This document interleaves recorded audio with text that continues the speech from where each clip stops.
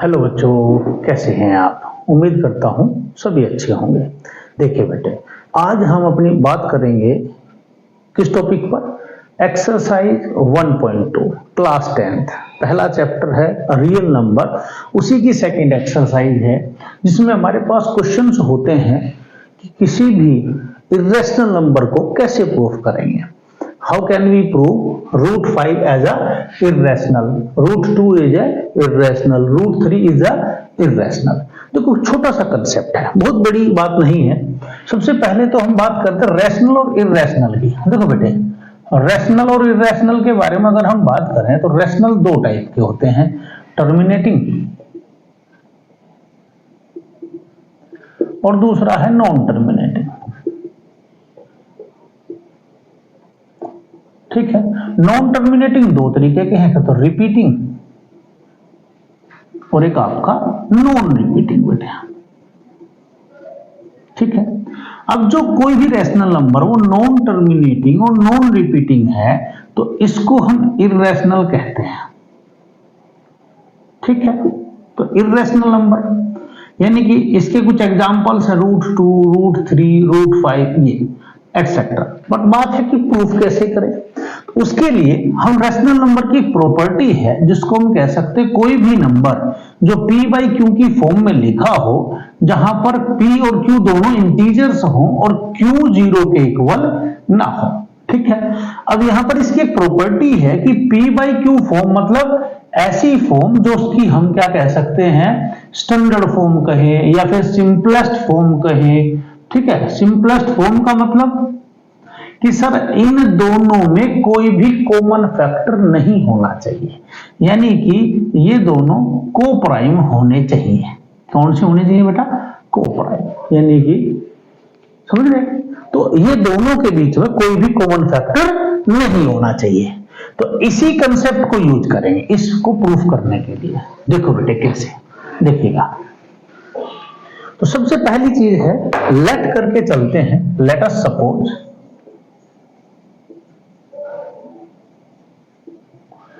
If possible, अगर possible हो तो ऐसा कि रूट 5 जो है वो है रैशनल नंबर, और अगर ये रैशनल है तो फिर तो ये a अपॉन b या फिर मैं कहूं p अपॉन q इस फॉर्म में लिखा जा सकता है। ठीक है, तो चलो जी, जहां पर where a and b are coprime,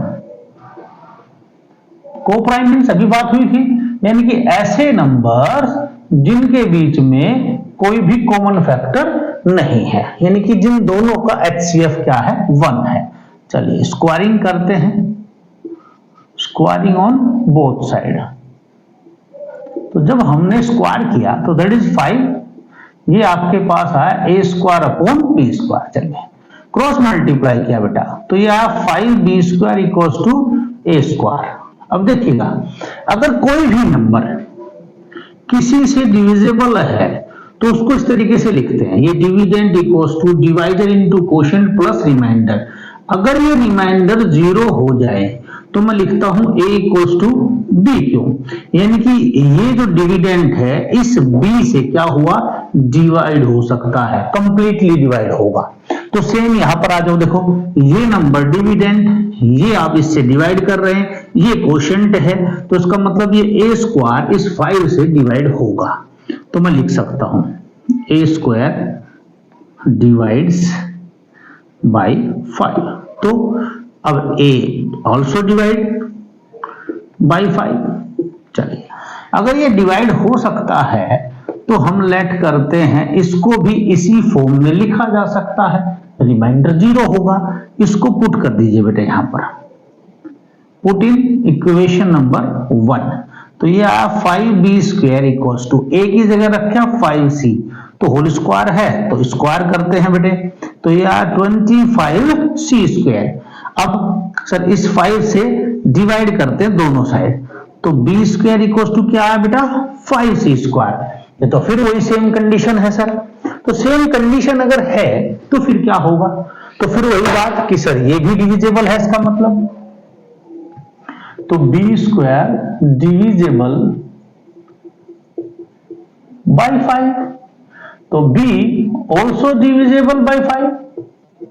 अब देखो बेटे, a भी डिविजिबल है, b भी डिविजिबल है, इसका मतलब क्या हुआ, a एंड b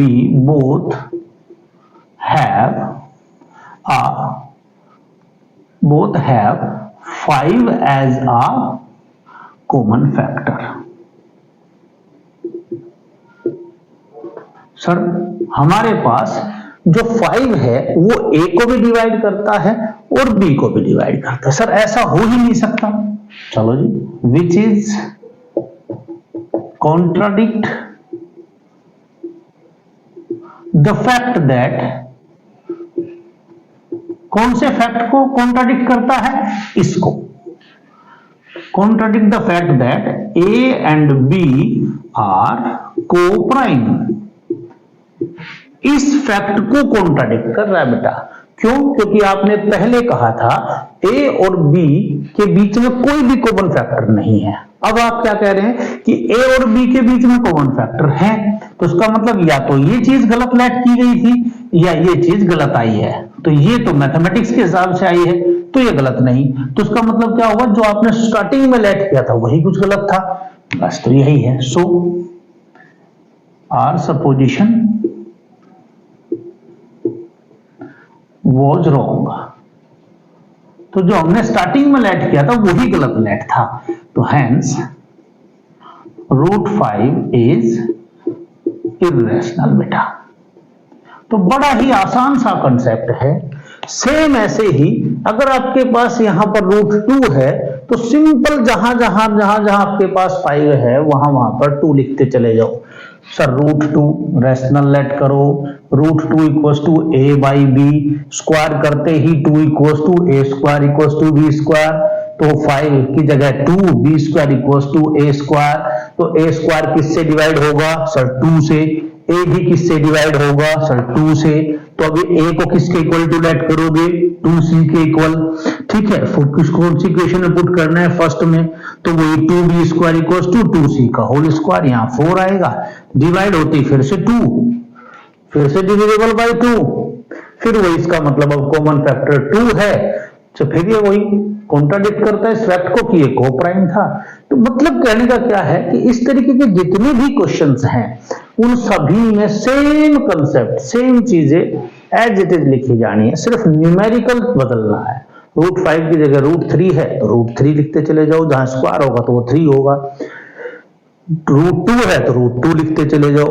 यही आपका क्वेश्चन है। तो इस तरीके के क्वेश्चंस को सोल्व करने का ये सिंपल सा कंसेप्ट है, आपको शायद समझ आया होगा। चलिए, इस एक्सरसाइज के और भी बहुत सारे क्वेश्चंस हैं जो शायद इस तरीके से नहीं, थोड़े और आसान तरीके से होते हैं, उनकी बात करता हूं। क्वेश्चन नंबर 2 देखिए बेटे क्या है। तो अब की बार का क्वेश्चन है, प्रूव दैट 3 + 2√5 इज इर्रेशनल। अब देखो बेटे, अब क्या करते हैं, लेट, फिर वो स्टार्टिंग, तो let 3 + 2√5 इज रैशनल। अब देखो बेटे, अगर ये रैशनल है तो फिर तो ये भी क्या होगा, सर a/b के इक्वल होगा। सर a और b वही को-प्राइम होंगे। चलिए, फिर सर ये जो 3 है ये उस साइड भेज दो, तो 2 + √5 इक्वल्स टू a/b -3, एलसीएम लिया, b तो a - 3b। ये 2√5 के इक्वल आया बेटा, 2 नीचे चला गया, तो √5 इक्वल्स टू a - 3b/2b। देखिए बात समझ में आई है। ठीक है, अब देखिए क्या है यहां, ये a and b are integers, हाँ है ना भाई, a/b जहां पर रैशनल नंबर्स होते हैं तो a/b की फॉर्म में होते हैं, तो a/b इसका मतलब इंटीजर्स हैं और b ≠ = 0, तो a और b are integers, that is a - 3b/2b is rational. भाई फिर तो जो इसके द्वारा बना हुआ नंबर है वो रैशनल होगा। बट वी नो √5 इज, अच्छा सुनिए, तो इसका मतलब ये रैशनल, तो इसका मतलब क्या हुआ, √5 इज ऑल्सो रैशनल। भाई अगर कोई भी नंबर इधर वाला रैशनल है तो ये इसके इक्वल है तो ये भी rational, but we know √5 is irrational बेटे, तो ये तो इर्रेशनल है। सो गलत हुआ कुछ, तो आर सपोजिशन वाज रॉन्ग।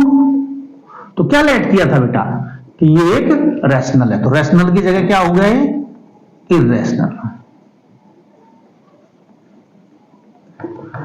तो जितने भी इस तरीके के क्वेश्चंस हैं, यानी कि जिसमें प्लस में कुछ रैशनल है, कुछ इर्रेशनल है, अपोन में है, मल्टीप्लाई में है, तो उन सभी क्वेश्चंस के लिए आपको complete A by B squaring on both side same जो फर्स्ट प्रोसेस था वैसा अप्लाई नहीं करना है। क्या करना है, सिंपल इसको ए बाई बी के इक्वल लेट करो क्योंकि रैशनल है। तो जो भी न्यूमेरिकल यानी कि रैशनल नंबर इधर है उसको राइट हैंड साइड में लाना स्टार्ट करें। प्लस में है तो माइनस में, मल्टीप्लाई में है तो अपोन में, जैसा भी आएगा। अब क्योंकि ये रैशनल है तो ये भी रैशनल होगा। अगर राइट हैंड साइड रैशनल है तो लेफ्ट भी रैशनल होगी, बट हम जानते हैं कि लेफ्ट हैंड साइड तो रैशनल है नहीं, वो तो इर्रेशनल है। यही हमारे कॉन्ट्राडिक्ट कर जाएगा हमारे सपोजिशन के लिए। ठीक है, चलिए नेक्स्ट देखिए बेटे, क्वेश्चन नंबर 3। इसमें क्या कहा है, इसके 3 पार्ट्स हैं, तो उन्होंने कहा तीनों को प्रूफ करिए कि इर्रेशनल्स हैं। तो सबसे पहले फर्स्ट पार्ट की बात करता हूं बेटे। क्या है फर्स्ट पार्ट, तो सबसे पहले वही लेट 1/√2 इज रैशनल। अब बेटे अगर ये रैशनल है तो इसको भी वही a/b की फॉर्म में लिखो, where a and b are coprime. ठीक है, चलिए तो फिर सर जी इसको इधर ऐसे करें या फिर इसको रैशनलाइज कर दें, मर्जी हमारी है। अब आपकी मर्जी है कि आप इसको रैशनलाइज करते हैं तो रैशनलाइज कर दीजिएगा या फिर ऐसे ही करें। ठीक है, चलिए तो √2 से लेफ्ट हैंड साइड में आप कह सकते हैं कि √2 से मल्टीप्लाई और डिवाइड कर दिया तो ये आया a/b। तो मैं कह सकता हूं √2/2 इक्वल्स टू a/b। मैं कह सकता हूं √2 इक्वल्स टू 2a/b। ठीक है बेटे, चलिए we know a and b are integers. अगर ये इंटीजर्स हैं दैट इज, इसका मतलब क्या हुआ कि 2a/b इज रैशनल। ओके, अगर ये रैशनल है तो इसका मतलब √2 इज ऑल्सो रैशनल। क्यों बेटा, ठीक। So but we no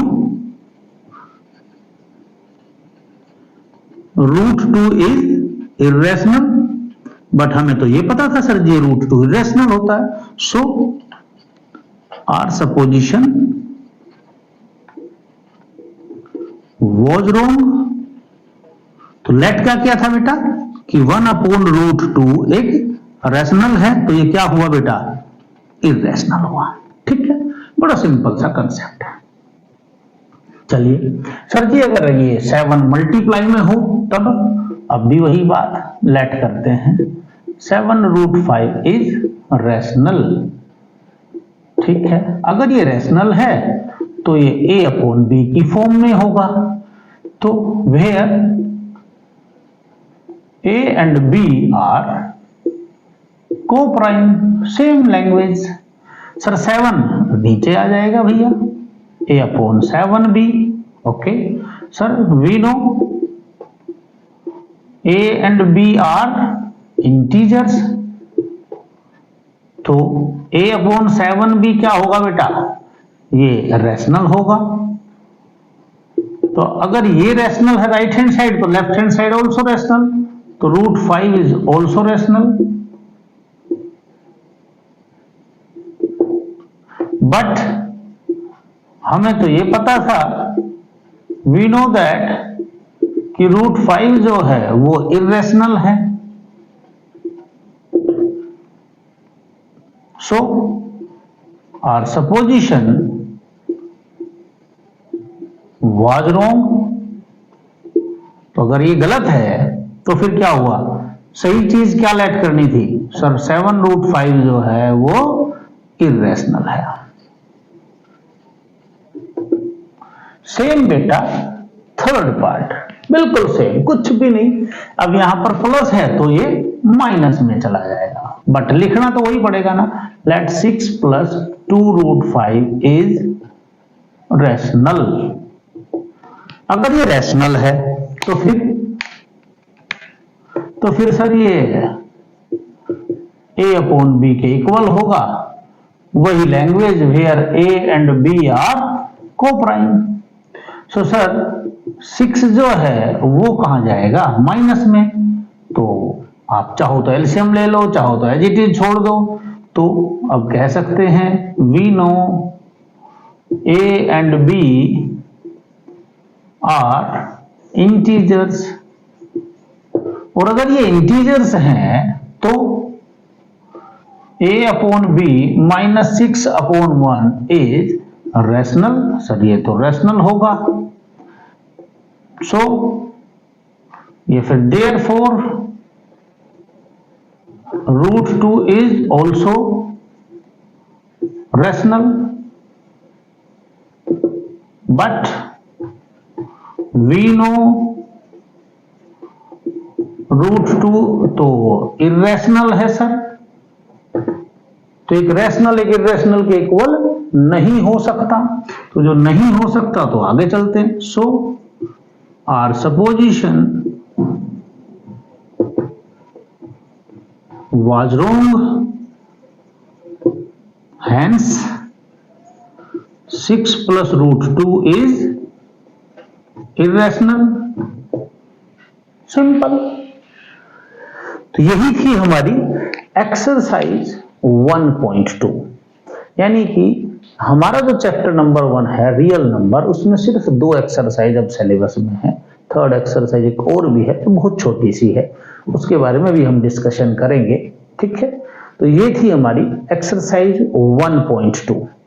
next video में हम बात करें इसकी नेक्स्ट एक्सरसाइज की करेंगे। ठीक है बेटे, थैंक यू वेरी मच।